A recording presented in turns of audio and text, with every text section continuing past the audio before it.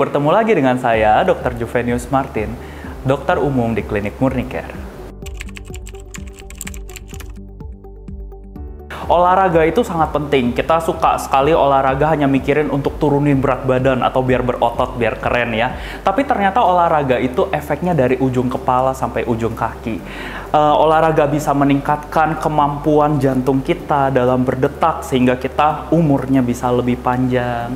Selain itu, olahraga juga dapat menguatkan otot dan tulang kita, sendi-sendi supaya nggak sakit, kita harus rajin berolahraga. Kemudian tentunya yang suka kita nggak kepikiran juga, olahraga itu meningkatkan sistem imun kita sebenarnya, sehingga kita menjadi lebih kuat dan lebih tidak mudah sakit.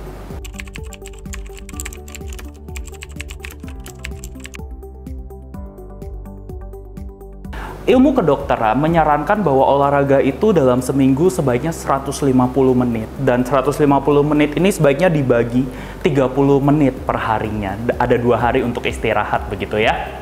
Nah, tapi misalkan teman-teman saking sibuknya 30 menit juga saya tidak bisa luangkan, dok. 30 menit ini sebenarnya boleh dipecah menjadi 10 menit pagi, 10 menit siang, 10 menit sore gitu ya. Sehingga dalam waktu yang singkat ini pun kita boleh memperoleh olahraga yang berarti dan mendapatkan efek-efek positifnya.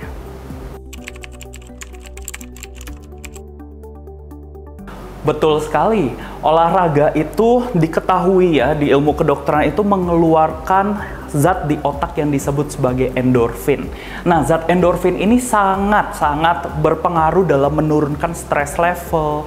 Kalau teman-teman suka merasa cemas atau takut, endorfin ini yang juga berperan untuk menurunkan kadar kecemasan tersebut. Sehingga selain olahraga itu efektif untuk fisik kita, olahraga juga sangat baik untuk kesehatan mental kita. Ya, tentunya banyak sekali pilihan olahraga dan banyak faktor yang harus dipertimbangkan dalam memilih olahraga yang tepat. Contohnya, kalau orangnya perawakannya gemuk sekali, dok. Kalau orangnya sakit jantung gimana, dok? Kalau orangnya sakit sendi gimana? Sehingga tips pertama yang perlu diingat oleh teman-teman semua adalah konsultasikan diri ke dokter.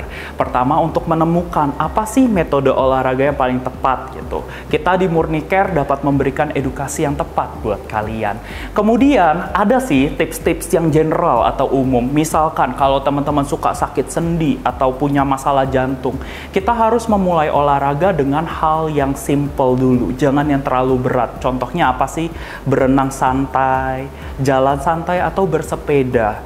Kalau kita langsung paksa untuk treadmill dengan kecepatan tinggi atau angkat beban berat gitu ya, biasanya kita tidak akan efektif karena tidak akan konsisten. Jadi tipsnya adalah memilih olahraga yang tidak terlalu melelahkan diri terlebih dahulu.